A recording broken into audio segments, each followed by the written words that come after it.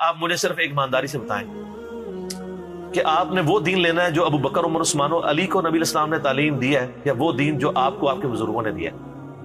بتائیں۔ تو جب صحیح بخاری میں 1010 نمبر حدیث ہے کہ حضرت عمر کہتے ہیں اللہ جب تک تیرے نبی ہم میں موجود تھے ہم ان کے وسیلے سے تجھ سے بارش مانگتے تھے، اور وسیلہ پنجابی والا نہیں، ان سے دعا کرواتے تھے، وسیلہ شخصی۔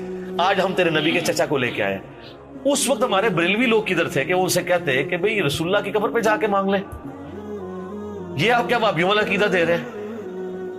انا کننا نتوسل الیک بنبینا، پہلے ہم کرتے تھے، تو کیا اب رسول اللہ کی بزرگی کے آپ قائل نہیں رہے؟ ان کو پتا تھا اب رسول اللہ کے ساتھ ہماری کمیونیکیشن نہیں ہو سکتی۔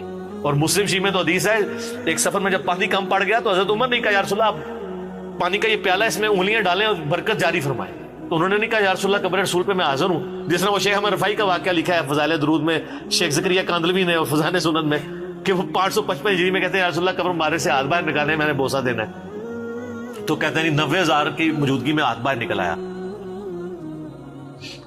90,000 کی موجودگی میں اگر ہاتھ باہر نکلے تو کتنے بندے دیکھ سکتے ہیں اسے؟ 150-200 سے زیادہ بندہ نہیں دیکھ سکتا، یا تو ہے وہاں کیمرہ فٹ ہو اور باہر کوئی LCD بڑی بڑی سکرینیں ہوں سب۔ اور مسجد نبی میں تو 90,000 کا مجمع آج سے 100 سال پہلے بھی نہیں آتا تھا، یہ تو توسیع اب ہوئی ہے 80s کے اندر، سب کہانیاں۔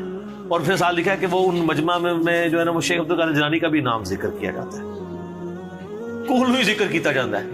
یار میرا ایک معصومانہ سوال ہے، سیدہ فاطمہ تو حضور کی وفات کے بعد اس غم میں مر گئی کہ میں اپنے باپ کو نہیں دیکھ پاؤں گی، ان کے دماغ میں یہ نہیں تھا؟ حضرت عائشہ سے کچھ ضعیف حدیث ثابت کریں جو اس قبر کے 7 اجرے میں رہی ہیں 47 سال تک وفات کے بعد، 58 ہجری تک، کہ کبھی انہوں نے نبی اسلام کو قبر پہ ملاقات کی ہو۔ یار ملاقات ہوئی ہوتی تو یقیناً وہ ذکر کرتی۔ اچھا حضرت عائشہ کو خواب میں دیدار مصطفیٰ کیوں نہیں ہوتا تھا؟ اور آپ سمجھ سکتے ہیں کہ کسی کو اور وہ چھپا جائے؟ صحابہ کرام تو ہر بات ظاہر کرتے تھے، جن کو زیارتیں ہوئی ہیں انہوں نے بتایا ہے کہ ہمیں زیارت ہوئی ہے۔ ابن عباس نے نہیں بتایا تھا کہ میں نے ایک دوپہر کو مسند احمد میں آتا ہے خواب میں دیکھا کہ نبی علیہ السلام نے خون کی شیشی اٹھائی ہوئی ہے، اور آپ فرمایا میں کربلا میں صبح سے اپنے حسین اور اس کے ساتھیوں کا خون جمع کر رہا ہوں، تو میں کانپ کے اٹھا۔ ابن عباس کہتے ہیں وہ دن اور وقت نوٹ کیا، اسی دن 61 ہجری میں 10 محرم کے دن حسین ابن علی ان کے ساتھیوں کو شہید کیا گیا تھا۔ تو خواب تو انہوں نے بیان کیے ہیں، حضرت عائشہ کو خواب بتائیں۔ ہم نے ایک دفعہ ایک نا سوشل ایکسپیریمنٹ پرفارم کیا، یہ سوشل ایکسپیریمنٹ بھی ہوتے ہیں نا، آپ کو پتہ ہے یوٹیوب پہ کافی ویڈیوز رکھی ہوئی ہیں، وہ پیسے چھوڑ دیتے ہیں، دور کیمرہ لائک ہوتے ہیں، اور جسے ہی چکتا ہے نا پھر وہ بندہ میرے پہ بٹوا گرا تھا، تو تھوڑے مسلمان جتنے نے زیادہ تر وہ کہتے ہیں کوئی نہیں سامتا، پتہ ہی نہیں، بہت کم ہے جو۔ ہم نے بھی ایک سوشل ایکسپیریمنٹ کیا ایک بریلوی بھائی کے ساتھ، ہم نے اسے بتایا کہ یار ایک بندہ ہے وہ یہ کہتا ہے کہ نبی علیہ السلام جب فوت ہوئے تو آپ کی مبارک زبان اور ہونٹ ہل رہے تھے اور آپ کہہ رہے تھے امتی امتی، دفنانے سے تھوڑی دیر پہلے۔ اس بندے کے بارے میں آپ کیا کہہ رہے ہیں؟ اس نے جو بات کی ٹھیک ہے، وہ کہتے ہیں نہیں واقعی یہ بات صحیح ہے، عشق دی گل ہے، انجوائے گا، حضور تے امتی امتی کرتے سن۔ ان کا ایک اور مولوی ہے، اس نے تقریر میں کہا بھی جو بھی محمد کی عبادت کرتا تھا جان لو محمد مر چکے ہیں، اور جو اللہ کی عبادت کرتا ہے وہ جان لے کہ اللہ کو کبھی موت نہیں آئی۔ وہ کہتا ہے کیڑا فلانا ٹینگا گستاخ رسول ہے، انہوں نے کہا ایڑا فلانا ٹینگا جنوں تو پہ کہنا نہیں، ابو بکر صدیق دا خطبہ ہی بخاری وچ، اور جڑا دوسرا فلانا ٹینگا ہے نا جڑا جنوں تو رحمت اللہ علیہ کہہ رہے وہ قاسم نوتوی یا بے یادی لکھ دیں کہ حضور کی روح نکلی نہیں گلے میں اٹکی تھی۔ اب یہ عشق والی بات ہے۔ اور یار جن صحابہ نے حضور کی جان بچانے کے لیے، بخاری مسلم میں آتا ہے غزوہ احد و بدر میں جانے دی ہیں، انہوں نے حضور کے ہونٹ ہلتے ہوئے اس حالت میں دفنا دینا تھا آپ کو، انہوں نے دھوکے میں نہیں پڑ جانا تھا کہ نبی اسلام فوت ہوئے یا زندہ ہیں۔ کچھ چیک ہے اس وقت کوئی اس طرح کی چیزیں تھی، سب کہانی ہے۔ اور حضرت ابو بکر کو بھی دیکھیں کیا تربیت ہے۔ مجھے بتائیں کسی شخص کی میت پہ اس کی لیے تعریفی کلمات کیے جاتے ہیں یا ایسے کلمات جس سے وہ کنڈیم ہو رہا ہو؟ تعریفی۔ تو وہاں تو سیدنا ابو بکر کو چاہیے تھا نبی علیہ السلام کی شانیں بیان کرتے کہ آپ کو اللہ نے شب معراج میں آسمانوں کی سیر کروائی، آپ کو اللہ تعالیٰ نے اپنا محبوب بنایا، انبیاء کی امامت کروائی۔ خطبہ کیا ہو رہا ہے؟ اتنا سخت ہے قرآن و حدیث کے مطابق، من کانا یعبد محمدا فإن محمد قد مات۔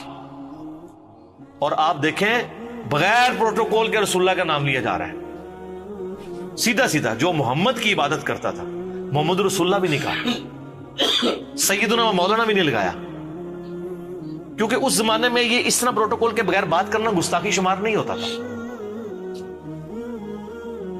تو وہ جان لے کہ محمد فوت کا لفظ بھی استعمال نہیں کیا, وصال کا بھی نہیں. فَإِنَّ مُحَمَّدَ قَدْ مَاتَ وَمَنْ كَانَ يَعْبُدُ اللَّهَ فَإِنَّ اللَّهَ حَيٌّ لَا يَمُوتُ. اور جو کوئی اللہ کی عبادت کرتا ہے وہ جان لے اللہ زندہ ہے, اس کو موت نہیں ہے. سر یہ ابو بکر رضی اللہ تعالیٰ عنہ کا خطبہ اس چیز کے لیے کافی ہے کہ رسول اللہ اپنی دعوت میں کامیاب ہوئے ہیں. جو ننگی توحید, ننگی تلوار والی توحید آپ دنیا میں لے کے آئے تھے, آپ اپنے جانثار صحابہ کو ٹرانسفر کر کے گئے ہیں.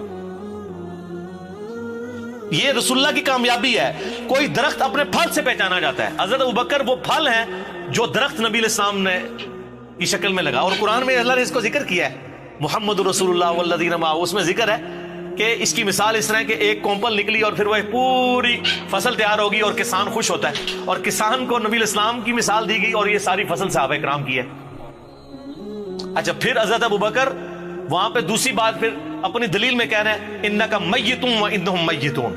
قرآن کی آیت پڑھتے ہیں, اے نبی تمہیں بھی مرنا ہے, ان کو بھی مرنا ہے. وما ارسلناک الا رحمۃ للعالمین نہیں پڑھی, پوائنٹ ٹو بی نوٹڈ. پھر اگلی آیت پڑھی وما محمد الا رسول قد خلت من قبلہ الرسل افان مات او قتل. محمد تو ایک رسول ہی تھے, اگر یہ مر جائیں یا قتل ہو جائیں, اور پاکستان میں اگر یہ وصال فرما جائیں یا شہید ہو جائیں, تو کیا تم دین سے الٹے قدم پھر جاؤ گے؟ تو اللہ کا کوئی نقصان نہیں کرو گے. جو ثابت قدم رہے گا اللہ ان کو جزا دے گا. نبی علیہ السلام نے جو تربیت دی تھی, اور میں اس میں ایک پوائنٹ آج آپ مجھ سے گولڈن کوڈ لیں, رسول اللہ کی زندگی میں صحابہ کرام جو رسول اللہ سے عقیدت رکھتے تھے, آج وہ عقیدت اگر آپ نے کسی میں دیکھنی ہے نا تو وہ بریلوی ہے. اور رسول اللہ کی وفات کے بعد صحابہ کرام جو رسول اللہ سے عقیدت رکھتے تھے, وہ عقیدت اگر آپ نے دیکھنی ہے تو وہ اہل حدیث ہے. سبحان. میں نے صدیوں کی ہزاروں صفحوں کی کتابوں کو ایک جملے میں سمو دیا. یہ جتنی عقیدت تھی آپ کی زندگی میں, آپ کے ساتھ ہمارا انٹریکشن تھا کہ وضو کا پانی نہیں گرنے دے رہے, ٹھیک ہے جی, بال مبارک. لیکن جیسے ہی رسول اللہ قبر میں گئے ہیں, صحابہ کرام کو پتا چل گیا کہ اب ہم نے قبر سے نہیں مانگنا, قبر کی مٹی نہیں چاٹنی, آپ کی قبر پہ سجدہ نہیں کرنا, اور اسٹرکٹلی توحید کو فالو کرنا ہے. جو آج اہل حدیث رونا روتے ہیں, جس کی وجہ سے اہل حدیث کو وہ کہتے ہیں گستاخ رسول ہے. تو جو عقیدت رسول اللہ کی زندگی میں صحابہ کرام کی رسول اللہ کے ساتھ تھی, وہ بریلویوں میں. ہم اس عقیدت کو غلط نہیں سمجھتے, ہم اس عقیدت کو عین ایمان سمجھتے ہیں, لیکن اس کو اس غلوف کے درجے پہ نہ لے جائیں, اس کو اسی پروٹوکول کے ساتھ رکھیں. آج رسول اللہ زندہ ہوں تو واللہ میں آپ سے کبھی نہیں کہوں گا کہ آپ جا کے صلاۃ الحاجات پڑھیں. میں آپ کو شارٹ کٹ بتاؤں گا کہ بھی صحابہ کا مسئلہ ہوتا سیدھا, یار رسول اللہ بارش نہیں ہو رہی, آپ نے تو کبھی نہیں کہا یار کہاں پہ جا کے 2 نفل پڑھ اللہ کو مانگ, آج نیچے نہیں ہے بارش شروع. صحیح بخاری, ایک صحابی کی ڈیوٹی لگائی, کام کر کے وہ قلعے سے چھلانگ لگائی, پنڈلی کی ہڈی ٹوٹ گئی. آپ کے پاس آئے عبداللہ ابن عتیق, اور اپنی پگڑی اتار کے انہوں نے اپنی پنڈلی باندھی ہوئی تھی. اسی ہوتے تھے پہلے کہتے یا رسول اللہ لت پنوا لی تو پیچھے دیکھ لو, آ کے پوری رپورٹنگ کی, یا رسول اللہ آپ نے جو کام کہا تھا بتایا تک نہیں کہ میری پنڈلی کی ہڈی ٹوٹ گئی ہے. وہ تو حضور نے لنگڑاتے ہوئے دیکھا تھا, پر میں یہ کیا ہوا, کہ یا رسول اللہ چھلانگ ماری تھی تو میں اللہ کہتے ہیں دوبارہ کبھی درد نہیں ہوئی. مولا علی کے بارے میں بخاری مسلم میں غزوہ خیبر پہ شعبہ چشم میں آنکھیں نہیں کھل رہی ہیں. تو رسول اللہ صلی اللہ علیہ وسلم جب تک زندہ تھے نا, آج بھی زندہ ہے اپنی قبروں میں آخرت کی زندگی کے ساتھ. اس دنیاوی زندگی میں تو اس کا پروٹوکول دنیاوی زندگی والا تھا, جیسے ہی قبر میں گئے تو آخرت کا پروٹوکول شروع ہو گیا.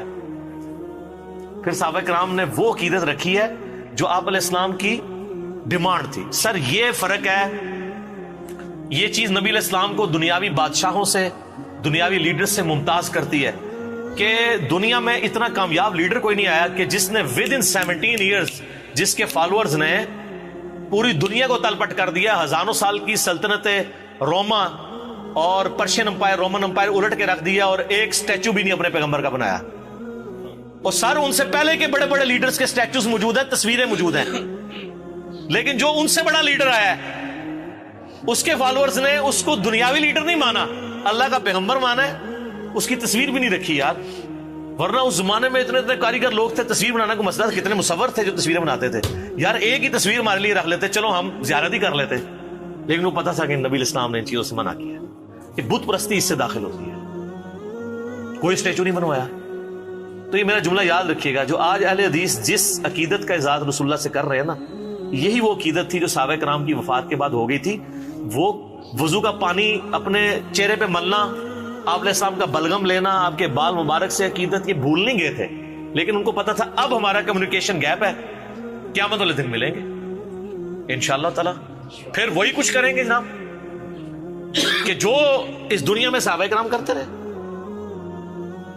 لیکن یہ ان لوگوں نے جس طریقے سے اس کو مس ہینڈل کیا ہے اور ان عقیدت کے واقعات کو سنا سنا کے اپنی چیزیں ثابت کرنے کی کوشش کی ہے, اور یہ ایک امیج دیا ہے کہ شاید ان باتوں کو وہ لوگ نہیں مانتے. سر وہ باتیں اس وقت کے لیے تھیں جو وقت تھا. آج آپ اس کو واقعے کے طور پہ صحابہ کی ایک عقیدت کے طور پہ ضرور بیان کریں گے, لیکن آپ اب کچھ نہیں کر سکتے. نہ تو ہم قبر سے جا کے مٹی لے سکتے ہیں, نہ رسول اللہ سے کہہ سکتے ہیں اپنا ہاتھ باہر نکالیں. کیا کریں؟ شریعت کی پابندی ہے. ابو داؤد میں حدیث نہیں, ایک صحابی نے حضور کو سجدہ کیا, فرمایا جب میں فوت ہو جاؤں گا تم میری قبر سے گزرو گے, کیا میری قبر پہ بھی سجدہ کرو گے؟ کہا نہیں. اس صحابی جو حضور کو ڈائریکٹ سجدہ کر رہا ہے اس کو بھی یہ پتا ہے کہ قبر پہ نہیں کرنا, تو آپ فرمایا مجھے پھر کیوں کرتے ہو؟ اگر میں سجدہ جائز سمجھتا تو بیویوں سے کہتا اپنے خامدوں کو سجدہ کریں اس حق کے سبب جو اللہ نے دیا ہے. اس پہ تو ہم کتنا رونا روئیں, لیکن اللہ کا شکر ہے میں بڑا پر امید ہوں اللہ کے فضل سے. میں نے 2012 میں ایک بات کی تھی گستاخانہ عبارات والے لیکچر میں 71B میں, جو اس وقت بہت لوگوں کو بری لگی تھی. میں نے کہا تھا کہ جب تک بریلوی حق نہیں قبول کریں گے تبدیلی نہیں آئے گی. جس طرح کے قریش مکہ نے جب تک رسول اللہ کی بات نہیں سمجھی تبدیلی نہیں آئی ہے, بڑے لیول پہ تو تبدیلی اس کی وجہ سے. اور میں نے کہا تھا کہ انشاءاللہ یہ لیکچر ڈیسائسو ہوگا. میں نے ان کا ایشو آئیڈینٹیفائی کر لیا. تو سر دیکھ لیں, اس وقت ہماری دعوت اٹھائی بریلویوں نے. میرے جتنے اس وقت چینلز چل رہے ہیں نا, Muslim only, true Muslim, understand Islam, یہ سب لوگ بریلوی تھے.